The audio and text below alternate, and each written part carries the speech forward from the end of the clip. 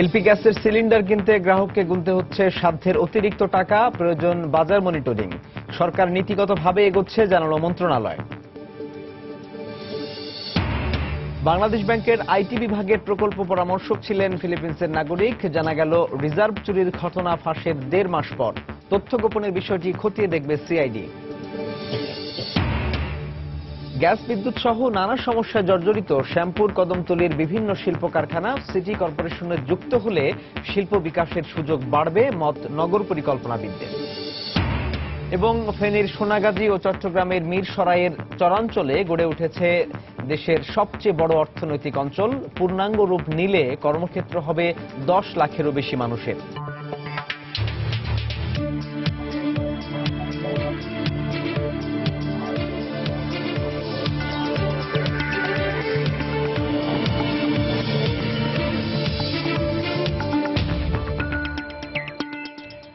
দেখছিলেন শিরোনাম। আমন্ত্রণ জানাচ্ছি দেশ ও দেশের বাইরের অর্থ বাণিজ্যের নানা খবর নিয়ে আমাদের নিয়মিত আয়োজন এই সময়ের বাণিজ্যে। আপনাদের সঙ্গে আছি আমি সাজিদ রাজু।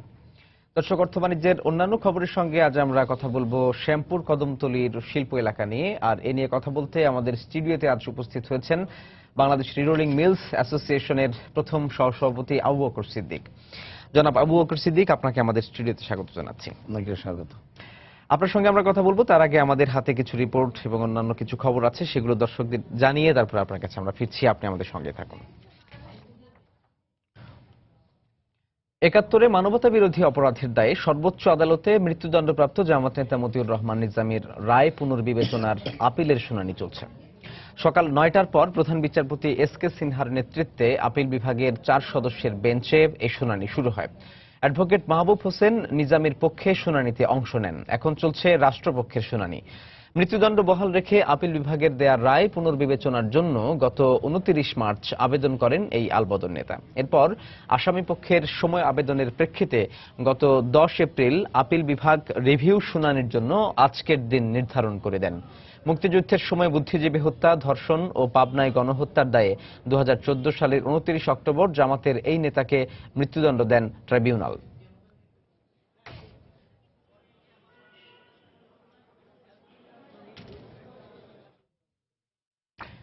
দর্শক, এই মুহূর্তে সুপ্রিম কোর্ট প্রাঙ্গণে আছেন আমাদের রিপোর্টার আফজাল হোসেন। আমরা যাচ্ছি তার কাছে। আফজাল,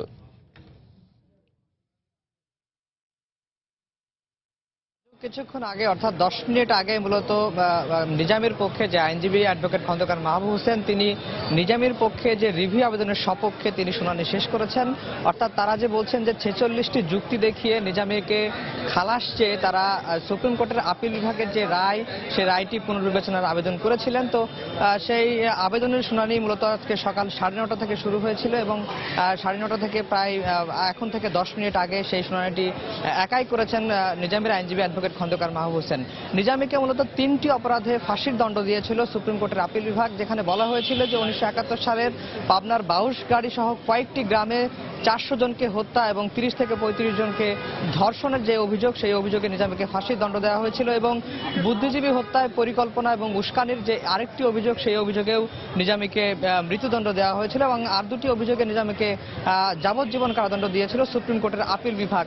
তো গত 15 মার্চই মূলত এই আপিল বিভাগ এই পূর্ণাঙ্গ রায়টি দিয়েছিলেন। তো এই রায়ের পরে অর্থাৎ 29 মার্চ নিজামী এই রায়টি পুনর্বিবেচনা আবেদন জানিয়েছিলেন, যার শুনানি আজকে হচ্ছে।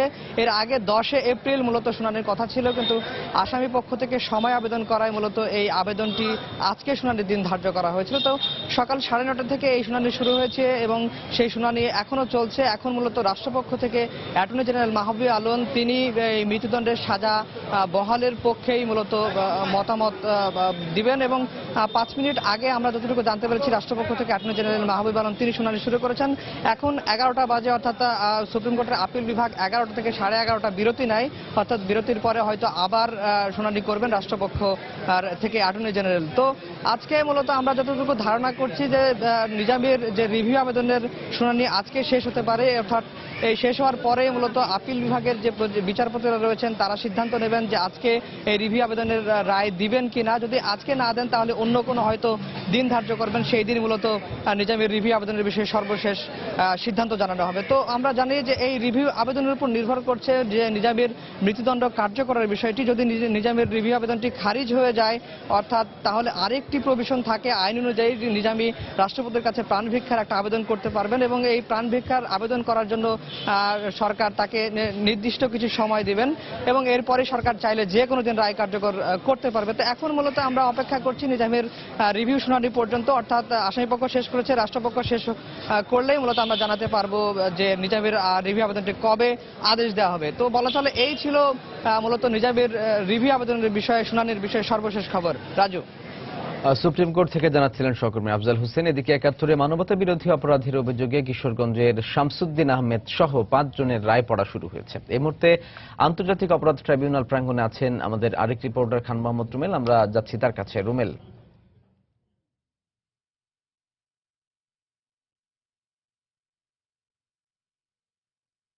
আমি যেটা আপনাকে জানাতে চাই যে সকাল 10:30টার কিছু পরে এই শামসুদ্দিন আহমেদ সহ যে বাকি 4 জন, মোট 5 জনের বিরুদ্ধে রায় ঘোষণার কার্যক্রমটি শুরু করেছেন। তো রায় ঘোষণার আগে যে ট্রাইব্যুনালের চেয়ারম্যান বিচারপতি আনারুল হক তিনি কিছু বক্তব্য দিয়েছেন। তো তিনি তখন যেটি আমাদেরকে জানিয়েছেন যে এই মোট রায়টি হচ্ছে 330 পৃষ্ঠার মোট রায় এবং 330 পৃষ্ঠার রায়ের মধ্যে 668টি প্যারা রয়েছে এবং তিনি যেটি জানিয়েছেন যে তারা এই রায়টি 330 পৃষ্ঠায় পড়বেন না, তারা সংক্ষিপ্ত আকারে রায়টি পড়বেন এবং 3 জন বিচারপতি, আপনি জানেন যে ট্রাইব্যুনালের 3 জন বিচারপতি রয়েছে, তারা ভাগ করে 3 ভাগে এই রায়টি ঘোষণা করবেন। তো আমরা দেখেছিলাম যে বিচারপতি আনোয়ার হকের এই ঘোষণার পরপরই রায়ের যে প্রথম অংশ, অর্থাৎ যে ট্রায়াল অপশন, সেই পোর্শনটি পড়ছেন এই মুহূর্তে বিচারপতি মোহাম্মদ সোহরাওয়ার্দী। তো এরপরে এই রায়ের যে আরেকটি অংশ রয়েছে অপারেটিভ অংশ, সেটি পড়বেন এই ট্রাইব্যুনালের আরেকজন বিচারপতি শাহিনুর ইসলাম এবং এরপরে সবশেষ যে ভার্ডিক্ট অংশ, অর্থাৎ যে মূল রায়, সেই অংশটি পড়বেন বিচারপতি আনারুল হক। তো এই মুহূর্তে রায় ঘোষণার কার্যক্রমটি চলছে এবং আমরা যেটি আশা করছি হয়তোবা দুপুর 12টা, 12:15 নাগাদ চূড়ান্ত যে রায়টি, সেই রায়টি এখানে আসবে। তো আপনি জানেন যে 5 জন রাজাকারের বিরুদ্ধে আজকে রায় দেওয়া হচ্ছে। তো এদের মধ্যে একজন অ্যাডভোকেট শামসুদ্দিন আহমেদ, তিনি ট্রাইব্যুনালে উপস্থিত আছেন, এজলাসে তিনি রয়েছেন, তার উপস্থিতিতে রায়টি ঘোষণা করা হচ্ছে। কিন্তু এই মামলার যে আর বাকি যে 4 জন আসামি, তাদের কিন্তু পলাতক অবস্থায় বিচার হয়েছে এবং আজকেও তারা পলাতক থাকা অবস্থাতেই তাদের রায়টি ঘোষণা করা হচ্ছে। এবং এখানে যে বিষয়টি আপনাকে আমি জানাতে চাই যে 5 জন রাজাকারের বিরুদ্ধে মোট 7টি অভিযোগ আনা হয়েছে। সেই অভিযোগগুলোর মধ্যে রয়েছে হত্যা, অগ্নিসংযোগ, অপহরণ, নির্যাতন এবং লুটপাট, এই ধরনের অভিযোগ আনা হয়েছে। তো 7 জনের মধ্যে হচ্ছে আপনার যে 5 জনের মধ্যে 7টি অভিযোগ, তার মধ্যে 3টি অভিযোগে 5 জনই আসামি এবং 1টি অভিযোগে হচ্ছে 1 জন, অর্থাৎ শুধুমাত্র শামসুদ্দিন আসামি এবং আর 2টি অভিযোগে গাজী আব্দুল মান্নান, তিনি একাই আসামি। আর এখানে যে বাকি যে 4 জন পলাতক রয়েছে তারা হচ্ছেন এই শামসুদ্দিন আহমেদের ভাই, সেনাবাহিনীর অবসরপ্রাপ্ত ক্যাপ্টেন মোহাম্মদ নাসিরউদ্দিন আহমেদ এবং রাজাকার কমান্ডার গাজী আব্দুল মান্নান, হাফিজউদ্দিন এবং আজহারুল ইসলাম। তো এখানে আপনাকে যে অভিযোগগুলো আনা হয়েছে সেই অভিযোগগুলোর বিষয়ে যদি আমি আপনাকে একটু বলতে চাই, সেটি হচ্ছে যে প্রথম অভিযোগ সেটি হচ্ছে যে 1971 সালের 12ই নভেম্বর কিশোরগঞ্জ জেলার করিমগঞ্জ উপজেলার আয়লা এবং বিদ্যানগর গ্রামে 8 জনকে হত্যা এবং 1 জনকে আহত করা, এই অভিযোগে কিন্তু 5 জনকে আসামি করা হয়েছে। এবং আর যে দ্বিতীয় অভিযোগ 13ই নভেম্বর আয়লা গ্রামের হোসেন মিয়াকে হত্যা, এই অভিযোগে শুধুমাত্র শামসুদ্দিন আহমেদ আসামি। এবং যে 3 নম্বর অভিযোগ করিমগঞ্জের আব্দুল গফুরকে অপহরণ এবং পরবর্তীতে 26শে সেপ্টেম্বর 1971 সালে তাকে হত্যা করা, এই অভিযোগেও 5 জনই আসামি। এবং যে পঞ্চম অভিযোগ, সেই অভিযোগ চতুর্থ অভিযোগ সেটি হচ্ছে যে 23শে আগস্ট করিমগঞ্জের ডাকবাংলোতে শান্তি কমিটির কার্যালয়ে একজনকে ফজলুর রহমান মাস্টারকে ধরে নিয়ে হত্যা, তো এই অভিযোগে 5 জনই আসামি। এবং বাকি যে 2টি অভিযোগ রয়েছে সেই 2টি অভিযোগে শুধুমাত্র গাজী আব্দুল মান্নান আসামি। তো এই মুহূর্তে রায় ঘোষণার কার্যক্রমটি এগিয়ে চলেছে। যদি নতুন কোনো তথ্য আমার কাছে আসে এবং চূড়ান্ত রায়টি ঘোষণা হয় সেই মুহূর্তে আমি আবারও ফিরবো। তো ট্রাইব্যুনাল থেকে আমার কাছে এখন পর্যন্ত এতটুকুই ছিল। রাজু। আন্তর্জাতিক অপরাধ ট্রাইব্যুনাল থেকে জানাচ্ছিলেন রিপোর্টার খান মোহাম্মদ রুমেল। চলে যাচ্ছে আমাদের অন্যান্য খবরে। নানা সমস্যায় জর্জরিত পুরান ঢাকার শ্যামপুর কদমতলী ছোট ও মাঝারি কয়েক হাজার শিল্প কারখানা। গ্যাস, বিদ্যুৎ আর জলাবদ্ধতার সমস্যার সঙ্গে উদ্যোক্তাদের মধ্যে এবার যোগ হয়েছে সিটি কর্পোরেশনে অন্তর্ভুক্ত হওয়া না হওয়া নিয়ে দ্বিধা। যদিও শিল্প সংশ্লিষ্ট ব্যক্তি ও নগর পরিকল্পনাবিদের অভিমত, সিটি কর্পোরেশনে যুক্ত হলে শিল্প বিকাশের সুযোগ আরও বাড়বে। ঢাকার শ্যামপুর কদমতলী শিল্পাঞ্চল নিয়ে আমার তৈরি করা ধারাবাহিক রিপোর্টের আজ দেখুন দ্বিতীয় পর্ব। অল্প একটু জায়গা আর তাতেই কয়েকটি মেশিনে চলছে অবিরাম পণ্য তৈরির কাজ। পুরান ঢাকার শ্যামপুর কদমতলীতে অহরহ চোখে পড়বে এই চিত্র। ক্ষুদ্র যন্ত্রাংশ তৈরির কারখানা, প্লাস্টিক ও অ্যালুমিনিয়াম পণ্য তৈরির কারখানা, ছোট ছোট টেক্সটাইল মিল আছে, 40টির মতো ডাইং, প্রায় 20টির মতো রিরোলিং মিল ও ইঞ্জিনিয়ারিং ওয়ার্কশপ। উদ্যোক্তারা জানালেন, এসব শিল্প স্থাপনে সরকারি পৃষ্ঠপোষকতা তেমন না পেলেও হয়রানির কমতি নেই বিভিন্ন সেবা সংস্থার। আছে গ্যাস, বিদ্যুৎ আর জলাবদ্ধতার সমস্যা। সিটি কর্পোরেশনে অন্তর্ভুক্ত হলে কি হবে তা নিয়েও আছে মিশ্র প্রতিক্রিয়া। আমরা হয়রানির শিকার বিভিন্ন জায়গায়। বিদ্যুতের লোড বাড়িতে যাবো, লোড নাই, বাড়াতে যাব না। পানির লাইনটা যদি সরকার একটু নজর দেয় তাহলে মনে হয় এলাকার লোকগুলি পানিতে ডুবতো না। আমাদের ট্যাক্স ব্যাগটা বেশি বেড়ে যাবে। এখানে ওই যে 10,000, 15,000, 20,000 টাকা দিয়ে অ্যাপার্টমেন্টে থাকাটা অনেকের পক্ষে দুষ্কর হয়ে যাবে। তবে নগর পরিকল্পনাবিদ ও শিল্প উদ্যোক্তারা বলছেন, কর্পোরেশনে অন্তর্ভুক্ত হলে নতুন দুয়ার খোলার সম্ভাবনা আছে এসব প্রতিষ্ঠানের। স্পেশাল ইকোনমিক জোনের আদলে যদি এই জায়গাটাকে যদি পরিকল্পিতভাবে ডেভেলপ করা যায়, সেখানে যদি সেন্ট্রাল ইটিপি করা যায়, গ্যাস বিদ্যুতের সরবরাহ নিশ্চিত করা যায়, তাহলে কিন্তু এখানে কিন্তু অনেক ভালো ভালো বড় বড় ইন্ডাস্ট্রি কিন্তু গড়ে উঠতে পারে। কর্মসংস্থানের দিক থেকে এই সুযোগ হেলায় ফেলে দেওয়ার কোনো সুযোগ নাই। আমি এই প্রসঙ্গে ডিটেল এরিয়া প্ল্যান বা ড্যাপের শরণাপন্ন হওয়াটাকে গুরুত্বপূর্ণ মনে করি এবং এর কার্যকর পরিধি বিস্তারিত করে এটিকে যুগোপযোগী করা বা যুগোপযোগী ব্যবহার নিশ্চিত করা জরুরি দরকার। তারা আরো বলছেন, সরকারকে নিতে হবে এসব বাস্তবায়নের উদ্যোগ। গেল শতকে গড়ে তোলা বেশ কিছু বড় শিল্প কারখানা বন্ধ হলেও এই এলাকার শিল্প বান্ধব চরিত্রের কোনো পরিবর্তন হয়নি। বরং যুগের চাহিদা অনুযায়ী শিল্প উদ্যোক্তারা নিজেরাই গড়ে তুলেছেন ক্ষুদ্র ও মাঝারি শিল্প। তাদের প্রত্যাশা, গ্যাস, বিদ্যুৎ ও জলাবদ্ধতার সমস্যার সমাধান করে সরকার নিজে থেকেই এসব শিল্প বিকাশের সুযোগ করে দেবে। সাজিদ রাজু, সময় সংবাদ, ঢাকা। দর্শক, এই রিপোর্টটি আমরা দেখলাম। এবার এই বিষয়ে বিস্তারিত জানতে আমরা চলে যাচ্ছি আমাদের আজকের অতিথি বাংলাদেশ রোলিং মিলস অ্যাসোসিয়েশনের প্রথম সহসভাপতি আবু বকর সিদ্দিকের কাছে। জনাব আবু বকর সিদ্দিক, আমরা তো রিপোর্টটি দেখলাম আপনাদের পুরান ঢাকার যে শ্যামপুর কদমতলী এলাকায় বহু শিল্প কারখানা এরকম ছোট মাঝারি, তো ওই এলাকাকে শিল্প কারখানা প্রতিষ্ঠার জন্য কেন আপনারা বেছে নিলেন এবং অনেক আগে থেকেই এগুলো গড়ে উঠেছে? দেখেন, এটা ঢাকার এক প্রান্তে এবং নদীর পথের যে সুযোগ সুবিধাটা আছে, এই জন্যই কিন্তু 50-60-এর দশকে, 70-এর দশকে বড় বড় শিল্প গড়ে উঠেছিল।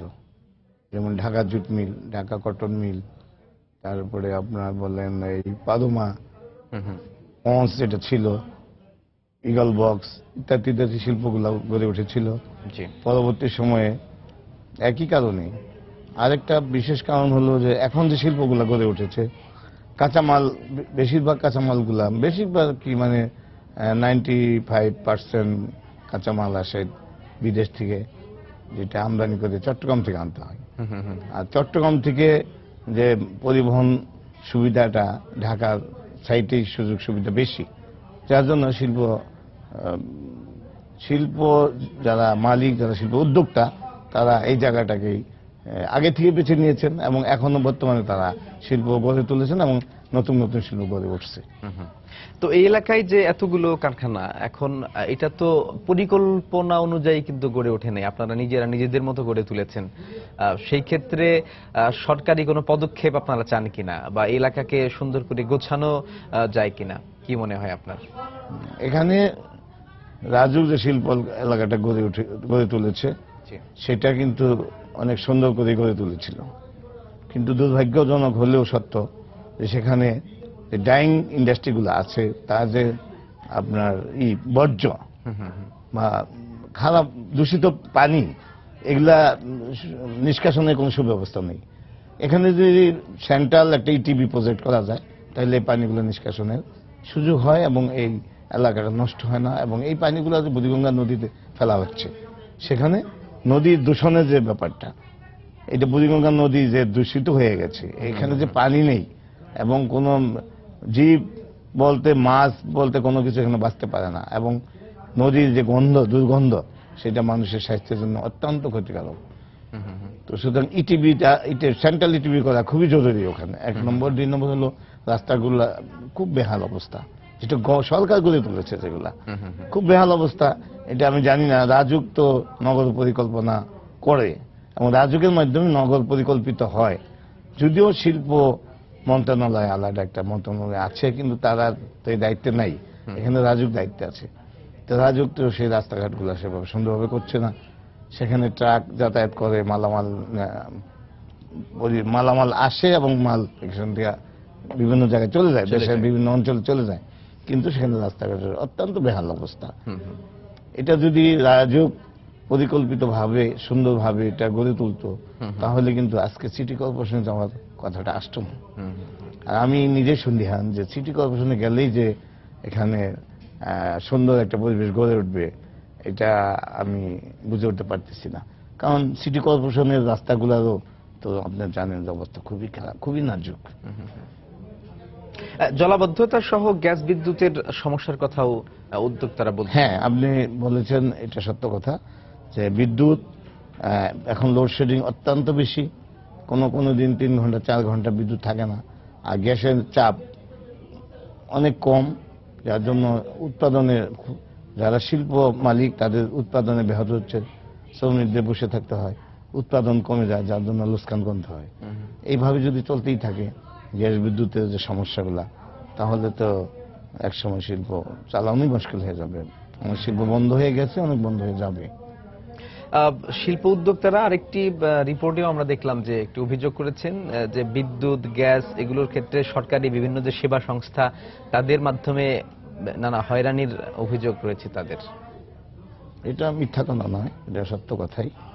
যেমন কি ধরনের হয়রানির সম্মুখীন? যেমন বিদ্যুতে আমার লোড বেশি প্রয়োজন, আমার লোড আছে কম, কিন্তু আমি যখন আবেদন করব তখন আমাকে লোড দিবে না, কিন্তু তারা আবার একটা চিঠি হাঁকাইয়ে দিবে, চিঠি প্রেরণ করবে যে তোমার বিদ্যুৎ কেটে দেওয়া হবে তুমি লোড বৃদ্ধি না করো। গ্যাসের ক্ষেত্রেও এরকম কতগুলো সমস্যা আছে। যেমন দেখা গেল গ্যাস নেই, শুধু বাতাস দিয়ে বিদ্যুৎ গ্যাসের বিল দিতে হচ্ছে। সেখানে ইবিসি মিটার লাগানোর কথা ছিল। আমাদের মাননীয় বিদ্যুৎ এবং জ্বালানি মন্ত্রী উনি বলছিলেন ইবিসি মিটার লাগাই দিবে। সেই ইবিসি মিটার লাগাই দিলে হয়তো কি যে পরিমাণ গ্যাস আসে আমার বিলটা ওই পরিমাণই হতো, আমাকে বাতাসে বিল দিতে হতো না।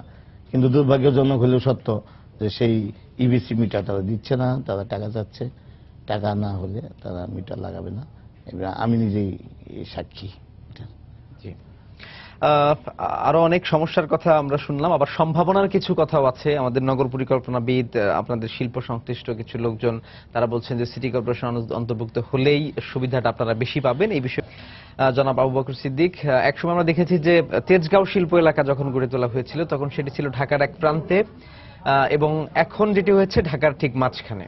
আপনাদের এই শ্যামপুর কদমতলী শিল্প এলাকাও এখন ঢাকার এক প্রান্তেই আছে। আগামী 20 বছর পরে সেটির অবস্থা কেমন হতে পারে?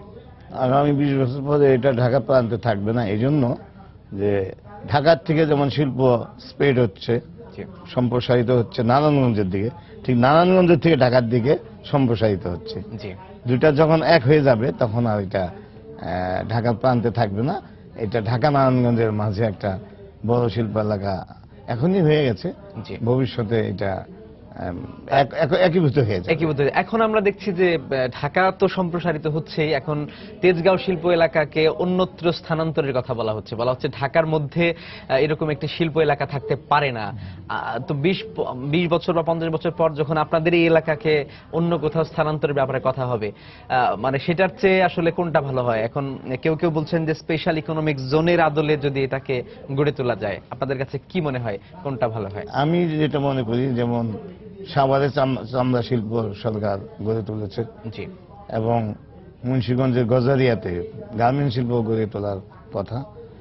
যদি এরকম কোনো জোনে নিয়ে যাওয়া হয় তাহলে আমি মনে করি ভালো। আর যদি এই অঞ্চলটাকে যদি মানে পরিকল্পিতভাবে শিল্পায়ন করা হয় তাহলে মনে করি আমি আরো ভালো। সুতরাং আমি মনে করি এখানে শিল্পগুলো রেখেই যদি সুন্দরভাবে স্বাস্থ্যসম্মতভাবে এবং গ্যাস বিদ্যুৎ চাহিদা অনুযায়ী সরকার সরবরাহ করে, তাহলে আমি মনে করব যে এখানে শিল্পগুলো রেখেই সুন্দর করা সম্ভব। এবং আমি মাননীয় প্রতিমন্ত্রী জনাব নসরুল হামিদ বিপু সাহেব, যিনি জ্বালানি বিদ্যুৎ এবং খনিজ সম্পদ মন্ত্রণালয়ের মন্ত্রী, ওনার কাছে এ ব্যাপারে আমি আবেদন রাখবো যে এই বিষয়টা নিয়ে উনি অঞ্চলে দিল, হ্যাঁ, উনি আরো সুন্দরভাবে একটা সুন্দর পরিকল্পনা নিয়ে যদি আগে যায় তাহলে এখানেই সম্ভব সুন্দর একটা শিল্প নগরী গড়ে তোলা। একটা বড় বিতর্ক বা দ্বিধা দ্বন্দ্ব আপনাদের, সেটি হচ্ছে সিটি কর্পোরেশন অন্তর্ভুক্ত হওয়া না হওয়া নিয়ে। কেউ কেউ বলছেন যে সিটি কর্পোরেশন অন্তর্ভুক্ত হলে আপনাদের সুযোগ সুবিধা বা লাভ বেশি, আবার কেউ কেউ বলছেন ট্যাক্স বেড়ে যাবে, বিভিন্ন রকমের তখন চার্জ সেখানে হয়তো আরোপ করা হবে, বাসা ভাড়া বা আপনাদের জায়গার ভাড়া হয়তো বেড়ে যাবে। এই বিষয়গুলো বলছেন, আপনাদের কাছে কি মনে হচ্ছে? আপনি তো একটা সংগঠনের দায়িত্ব পালন করেন এবং একটি শিল্প মালিকদের একটি সংগঠনের প্রতিনিধিত্ব করেন, আপনাদের কাছে এই পর্যালোচনাটা আসলে কেমন? আমি মনে করি যে সংস্থা কোনো বিষয় না, যদি রাজুক এটার প্রতি নজর দেয় তাহলে রাজুকই এটাকে সুন্দর করে গড়ে তুলতে পারে। হ্যাঁ, যদি রাজুকের ক্ষমতার সক্ষমতার বাইরে চলে যায় তাহলে সিটি কর্পোরেশন যদি এটাকে নিয়ে তারা একটা পরিকল্পনা করে সুন্দর করে একটা শিল্প জোন বা শিল্প এলাকা গড়ে তুলতে পারে, তাহলে কিছু ট্যাক্স যদি আমাদের বাড়েও তবুও আমাদের ক্ষতি নেই, কিন্তু আমাদের গ্যাস বিদ্যুৎটা সরবরাহটা নিশ্চিত করতে হবে। তখন তো শ্রমিকদের অনেক অনেক চাহিদা হয়তো অনেক বেড়ে যাবে, তখন হয়তো জীবন যাপনের যে ব্যয়ভার সেটি বেড়ে যাবে, তখন শ্রমিকদের মজুরি বৃদ্ধির জন্য হয়তো দাবি দেওয়া উঠতে পারে। এই বিষয়গুলো কি আপনাদের উৎপাদনের ব্যয়কে বাড়িয়ে দিবে কিনা? না, যদি আমাদের সুযোগ সুবিধা বেশি হয়, আমরা যদি সেখানে ঠিক মতো বিদ্যুৎ পাই, গ্যাস পাই, রাস্তাগুলো সুন্দর হয়ে যায়, শ্রমিকদের মজুরি যদি কিছু বেশি বৃদ্ধিও পায়, সেটা আমাদের আমি মনে করি কোনো এফেক্ট করবে না। আচ্ছা, সেক্ষেত্রে আপনাদের সঙ্গে সরকার কোনো আলোচনা করেছে? সিটি কর্পোরেশনে অন্তর্ভুক্ত হওয়ার একটা প্রক্রিয়া চলছে আমরা জানতে পেরেছি। না, এই ব্যাপারে আমাদের সাথে কোনো আলোচনা এখনো হয়নি। আপনারা নিজে থেকে কি কোনো পদক্ষেপ নিয়েছেন? কদমতলী শ্যামপুর শিল্প এলাকার শিল্প মালিক সমিতি আছে দুটো। 1 নম্বর শিল্প অঞ্চলে একটা শিল্প মালিক সমিতি আছে, আর 2 নম্বর শিল্প অঞ্চলে একটা শিল্প মালিক সমিতি আছে। ওদের সাথে কোনো আলোচনা হয়েছে কিনা আমি জানি না, তবে আলোচনা হলে আমার জানা থাকতো। সম্ভবত কোনো আলোচনা সরকারের সাথে হয়নি। তো এখন আপনারা কি মনে করছেন? আপনারা নিজে থেকে কোনো পদক্ষেপ নেবেন নাকি সরকার যা সবচেয়ে ভালো হয় সরকার থেকে পদক্ষেপ নিয়ে জনগণের সাথে, আমাদের সাথে যারা শিল্প মালিক আছে, যারা ওখানকার বাড়ির মালিক আছেন, তাদের সাথে কথা বলে সরকার উদ্যোগ নিলেই আমার মনে হয়। আচ্ছা, আরেকটা ছোট্ট বিষয়, সেটা হচ্ছে যে শহরের পরিধি বেড়ে যাচ্ছে এবং সেখানে শিল্প কারখানার পাশাপাশি কিন্তু আবাসিক বিভিন্ন ভবন গড়ে উঠছে। তো একই সঙ্গে শিল্প এবং আবাসিক এলাকা, এই দুটো বিষয়কে একসঙ্গে আপনারা কিভাবে দেখেন? যেন শ্যামপুর শিল্প অঞ্চল যেটা সরকার ঘোষণা করেছে, এখানে সরকারি 2টা পার্ট করে দিয়েছে। জি, শিল্প অঞ্চলের ভিতরে তারা আবার আবাসিক একটা অঞ্চল করে দিয়েছে, ঠিক পাশাপাশি শিল্প অঞ্চল, একদম পাশাপাশি, মানে একটা অঞ্চলের ভিতরে 2টা ভাগ করে দিয়েছে। জি, তো এখন সরকার যেখানে এটা করে দিয়েছে, এটা তো বিরোধিতা আমি করতে পারি না, বরং সুন্দরভাবে এটাকে গড়ে তুলতে পারলে সমস্যা হয় না, সমস্যা হওয়ার কথা না। জি, জনাব আবু বকর সিদ্দিক, আপনাকে অনেক ধন্যবাদ আমাদের সঙ্গে আজকে আলোচনায় যুক্ত হওয়ার জন্য। জি, আপনাকে অনেক ধন্যবাদ এবং সময় টিভিকে অনেক ধন্যবাদ। আর যারা আমার কথা শুনেছেন তাদেরকে আমি অভিনন্দন জানাই। দর্শক, শ্যামপুর কদমতলী শিল্প এলাকা নিয়ে কথা বলছিলাম আমাদের আজকের অতিথি বাংলাদেশ রিরোলিং মিলস অ্যাসোসিয়েশনের প্রথম সহসভাপতি আবু বকর সিদ্দিকের সঙ্গে। চলে যাচ্ছে পরের খবরে। রিজার্ভের প্রায় $1 বিলিয়ন চুরির ঘটনা ফাঁসের 1.5 মাস পর জানা গেল বাংলাদেশ ব্যাংকের আইটি বিভাগের প্রকল্প পরামর্শক ছিলেন ফিলিপিন্সের নাগরিক। আরো জানা যায়, ফিলিপিনো ওই পরামর্শক সাইকেল চালানো অবস্থায় মারা যান, কিন্তু কেন্দ্রীয় ব্যাংক এসব বিষয় তদন্ত কার্যক্রমে সিআইডির কাছে গোপন রেখেছে। এতে বাংলাদেশ ব্যাংক কর্তৃক সিআইডিকে দেয়া তথ্য ও ইমেইল গরমিল দেখা দিয়েছে। বিষয়টি সন্দেহজনক হওয়ায় খতিয়ে দেখার কথা জানিয়েছে তদন্ত সংস্থা সিআইডি। কাজল আব্দুল্লাহ রিপোর্ট। রিজার্ভ হ্যাকের 7 বছর আগে বাংলাদেশ ব্যাংকের আইটি বিভাগের নিরাপত্তা নিশ্চিতে বিশ্ব ব্যাংকের আর্থিক সহায়তায় ডাটা ওয়্যারহাউস প্রকল্প হাতে নেওয়া হয়। আর প্রকল্পের কাজ পায় স্পেন ভিত্তিক প্রিমিয়ার আইটি কোম্পানির সহযোগী প্রতিষ্ঠান ফিলিপিনো ইন্দ্রা ফিলিপিন। এতে প্রকল্প ব্যবস্থাপক হিসেবে দায়িত্ব নেন এডিসন জভেল্লানোস। কিন্তু মার্চে রিজার্ভ হ্যাকের ঘটনা প্রকাশ পাওয়ার পর তদন্তের সময় বাংলাদেশ ব্যাংকের সংশ্লিষ্ট কর্মকর্তারা সিআইডিকে জানায় 2009 সালে চুক্তি শেষ হওয়ার পর নতুন করে ফিলিপিনের কেউ কাজ করছে না। ওরা লিখছিল, ছোট্ট একটা চিঠি লিখেছিল, ওটা জানুয়ারিতে লিখেছিল। আমরা যেহেতু করেছিলাম, ওরা বলছিল যে আমরা তোকে সাথে জানাচ্ছি যে সে হার্ট অ্যাটাকে মারা গেছে। বাংলাদেশ ব্যাংকের পক্ষ থেকে জানানো হয়েছে, সেটা হলো যে সরাসরি ফিলিপিন্সের কোনো কোম্পানি এখানে কাজ করে নাই, তবে ফিলিপিন্সের কিছু লোকজন কাজ করছে, সেটা হলো 2009 সনের দিকে। সাম্প্রতিককালে এখানে ফিলিপিন্সের কেউ কাজ করে নাই বা এখনো কেউ কাজ করছে না। মেইল যেটা দেখলাম অবশ্যই সেটা আমরা চেক করব বাংলাদেশ ব্যাংকে। সেটা যদি বাংলাদেশ ব্যাংকের বক্তব্যে গ্যাপ থেকে থাকে, ইন দ্যাট কেস তাদেরকে জিজ্ঞেস করা হবে যে কেন তারা আগে সত্যি কথা বলেনি। কিন্তু সম্প্রতি একটি ইমেইলে দেখা যায় কোম্পানিটি পরামর্শক হিসেবে রয়ে গেছে। চলতি বছরের জানুয়ারিতে এডিসনের সাথে বাংলাদেশ ব্যাংক যোগাযোগ করলে সংশ্লিষ্ট কোম্পানি তার মৃত্যুর বিষয়ে ইবার্তা পাঠায় বাংলাদেশ ব্যাংকের 9 জন কর্মকর্তার কাছে। সেখানে জানানো হয় এডিসন 2015 সালের 27 ডিসেম্বর হার্ট অ্যাটাকে মারা যান। এডিসনের অবর্তমানে কেন্দ্রীয় ব্যাংকের সাথে যোগাযোগের জন্য লাও স্টেসি নামের নতুন একজনকে নিয়োগের বিষয়টিও জানায় ইন্দ্রা ফিলিপিন। এতে পুরো বিষয়টিতে সন্দেহের সৃষ্টি হয়েছে। যে কোম্পানি হয়ে উনি এখানে কাজ করছিলেন, সেই কোম্পানিটা যদি তখনও এখানে কাজে থেকে থাকেন এবং তার পরিবর্তে যদি অন্য কেউ স্থলাভিষিক্ত হয়ে থাকে এবং সেটা যদি আমাদের কাছে গোপন রাখা হয়ে থাকে, ইন দ্যাট কেস এটা অবশ্যই একটা সন্দেহের জন্ম দেবে। এডিসনের মৃত্যুর বার্তা আসার 1 মাস পর 4 ফেব্রুয়ারি রিজার্ভের অর্থ লোপাটের ঘটনা ঘটে। আর ফিলিপিনের যেসব ব্যাংকে টাকা সরিয়ে নেওয়া হয়েছে ওই সব ব্যাংকে অ্যাকাউন্ট খোলা হয় 2015 সালের মে মাসে। ফলে অ্যাকাউন্ট খোলা, ডিসেম্বরে এডিসনের মৃত্যু, জানুয়ারিতে ইন্দ্রার বার্তা এবং এরপরই রিজার্ভ চুরির ঘটনা দীর্ঘদিনের পরিকল্পনার সঙ্গে এডিসনের মৃত্যু নতুন প্রশ্নের সৃষ্টি করেছে। কাজল আব্দুল্লাহ, সময় সংবাদ, ঢাকা। সমুদ্র উপকূলীয় ফেনীর সোনাগাজী ও চট্টগ্রামের মিরসরাইয়ের চরাঞ্চলে গড়ে উঠেছে সম্ভাবনার বাংলাদেশ। সেখানে পর্যায়ক্রমে নির্মাণ কাজ শুরু হয়েছে প্রায় 35,000 একর জমির ওপর দেশের সবচেয়ে বড় অর্থনৈতিক অঞ্চল। সংশ্লিষ্টরা বলছেন এই অর্থনৈতিক অঞ্চল পূর্ণাঙ্গ রূপ নিলে কর্মক্ষেত্র সৃষ্টি হবে 10 লাখেরও বেশি মানুষের। রিপোর্ট করেছেন বখতিয়ার মুন্না, ক্যামেরা ছিলেন জুলহাস তালুকদার। বাংলাদেশ অর্থনৈতিক অঞ্চল কর্তৃপক্ষ জানায়, চট্টগ্রামের মিরসরাই ও ফেনীর সোনাগাজীর প্রায় 35,000 একরের উপর গড়ে উঠেছে দেশের সর্ববৃহৎ পরিকল্পিত বহুমুখী অর্থনৈতিক অঞ্চল। পর্যায়ক্রমে প্রাথমিকভাবে শুরু হয়েছে মিরসরাই অংশে 2100 ও সোনাগাজীর অংশে 8,000 একর ভূমির ওপর শিল্প অঞ্চল স্থাপনের কাজ।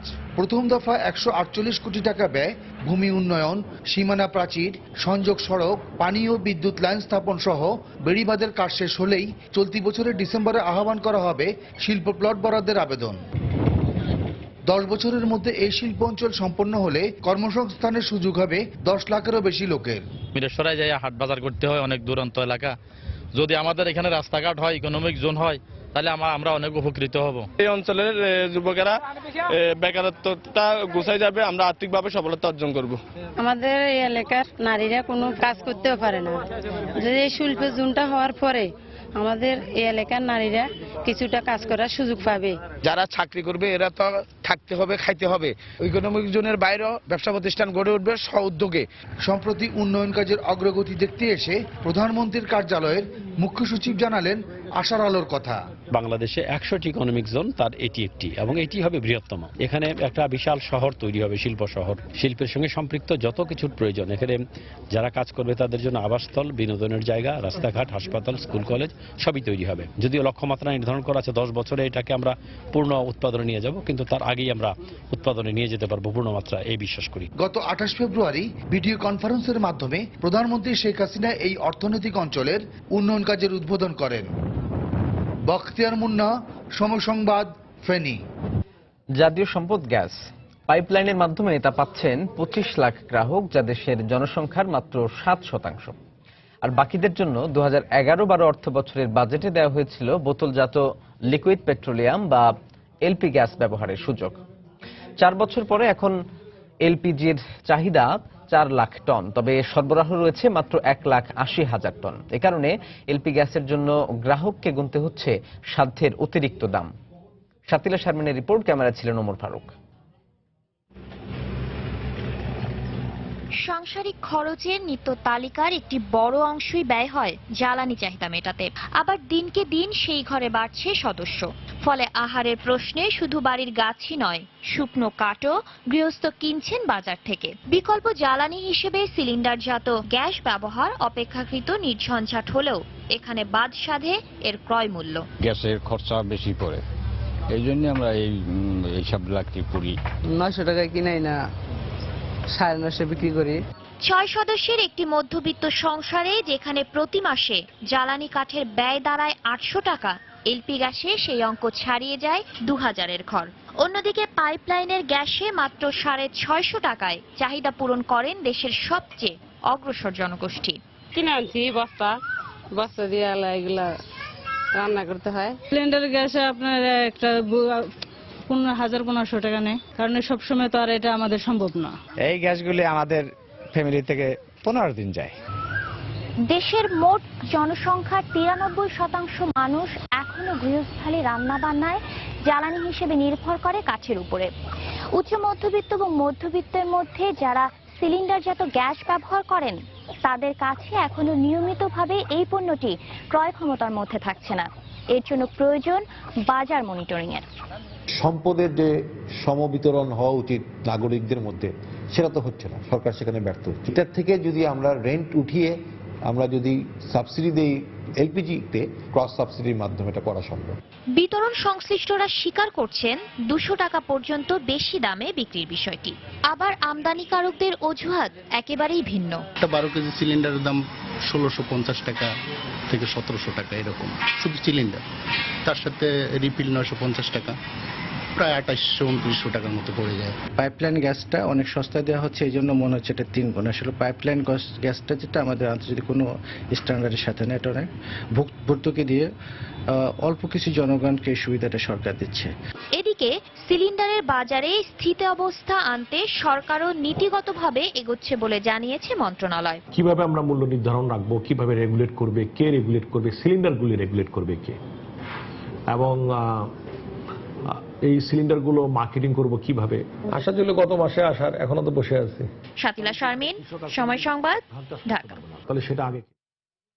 শিল্প কারখানার নিরাপদ কর্মপরিবেশ নিশ্চিত করতে আইন সংস্কার সহ প্রয়োজনীয় সব ধরনের পদক্ষেপ নেওয়া হচ্ছে বলে জানিয়েছেন শ্রম প্রতিমন্ত্রী মুজিবুল হক চুন্নু।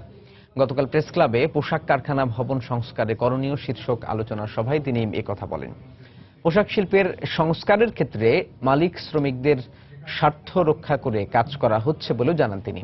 সভায় উত্তর আমেরিকার ক্রেতাদের জোট অ্যালায়েন্সের ভাইস প্রেসিডেন্ট ও ব্যবস্থাপনা পরিচালক মেজবা রবিন তাদের কার্যক্রমের অগ্রগতি তুলে ধরে বলেন, অ্যালায়েন্সের সঙ্গে চুক্তিবদ্ধ পোশাক কারখানার মধ্যে 40% কারখানা বর্তমানে অবস্থান থেকে অবশ্যই স্থানান্তর করতে হবে। এ সময় সরকারিভাবে কারখানা পরিদর্শনকালে শ্রমিক নেতাদেরও দলভুক্ত করার দাবি জানান শ্রমিক নেতারা।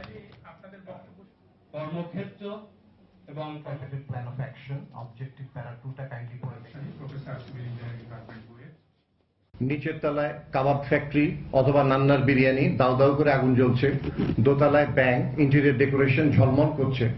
3 তলায় ইন্স্যুরেন্স কোম্পানি, 4, 5 এবং 6 তলায় 3টি ভিন্ন কারখানা, ভিন্ন মালিক। 40% পোশাক শিল্প কারখানা আছে যেগুলোকে প্রতিস্থাপন করতে হবে।